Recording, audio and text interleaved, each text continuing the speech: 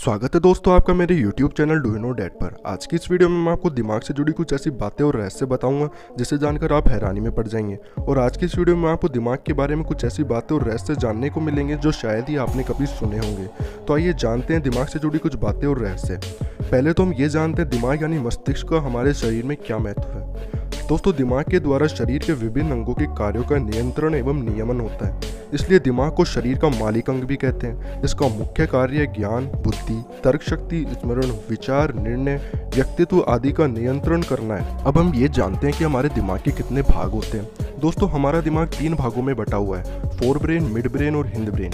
दिमाग से जुड़ी कुछ ये साधारण बातें थी जो मैंने आपको इस वीडियो में बताई हैं। अब हम दिमाग से जुड़े कुछ रहस्य जानते हैं। क्या आप जानते हैं हमारे दिमाग में हर एक सेकंड में 1 लाख से ज़्यादा केमिकल रिएक्शन होती है और इन्हीं केमिकल रिएक्शन के हिसाब से हमारा दिमाग काम करता है। और क्या आप ये भी जानते हैं कि एक सामान्य व्यक्ति के दिमाग में हर दिन लगभग 60,000 विचार आते हैं। क्या आप ये भी जानते हैं कि हम जब अपने आप को गुदगुदी करते हैं तो हमें गुदगुदी क्यों नहीं होती है?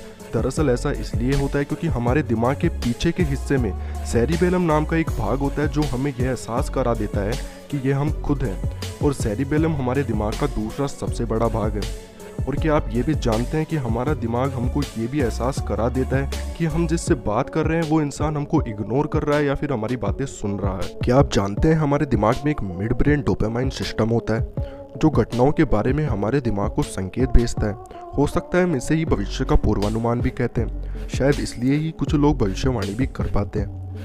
और क्या आप ये जानते हैं कि हमारे दिमाग को दर्द नहीं होता है? जी हाँ दोस्तों, असल में दर्द को महसूस करने के लिए हमारे दिमाग में कोई नर्व रिसेप्टर ही नहीं होते हैं। इस वजह से सर्जन डॉक्टर्स पेशेंट के दिमाग का ऑपरेशन तब भी कर लेते हैं जब वो होश में होता है। हम दर्द महसूस करते हैं नोसिसेप्टर नाम की एक नस के कारण, जो कि रीढ़ की हड्डी से दिमाग तक किसी तरह के खतरे का सिग्नल भेजती है। रीढ़ की हड्डी में मौजूद नोसिसेप्टर नाम की नस ही हमारे दिमाग को दर्द होने का संकेत भेजती है। क्या आप जानते हैं हमारे दिमाग में लाखों रक्त वाहिकाएं होती है। शरीर की 17% ऊर्जा का इस्तेमाल करके और 20% ऑक्सीजन को इस्तेमाल करके हमारा दिमाग 10 से 23% पावर बनाता है। और ये पावर इतनी होती है कि इससे बल्ब भी जलाया जा सकता है। हमारे दिमाग में इतनी क्षमता है कि हम पूरे एनसाइक्लोपीडिया ब्रिटानिका को 5 गुना बढ़ जाने के बाद भी रट सकते हैं। क्या आप जानते हैं जब अल्बर्ट आइंस्टीन की 1955 में मृत्यु हुई तो डॉक्टर थॉमस हार्वे ने उनकी मृत्यु के 7.5 घंटे बाद आइंस्टीन के दिमाग को संरक्षित कर लिया था। साल 1978 में एक जर्नलिस्ट स्टेसी लेवी ने जांच कर बताया कि इतने सालों बाद भी उनके संरक्षित दिमाग का कुछ हिस्सा जिंदा था और एकदम ठीक भी था। चलिए अब हम दिमाग के दाएं और बाएं हिस्से के बीच के अंतर को जानते हैं। दिमाग का बायां हिस्सा हमें हर चीज़ को प्रैक्टिकल रूप से करने के लिए बाध्य करता है, वहीं दिमाग का दायां हिस्सा हमारी रचनात्मकताओं को पैदा करता है। ये दोनों एक साथ काम करते हैं और इससे भी बड़ी बात यह है कि अगर आप दिमाग के 1/4 हिस्से को भी खो दें फिर भी आप जिंदा रह सकते हैं। क्या आपको पता है कि औरतों के दिमाग की तुलना में पुरुषों का दिमाग 10% बड़ा होता है, फिर भी महिलाओं के दिमाग में रक्त कोशिकाएं और कनेक्टर्स ज़्यादा होते हैं। इसी वजह से वो और बेहतर तरीके से काम कर पाती हैं।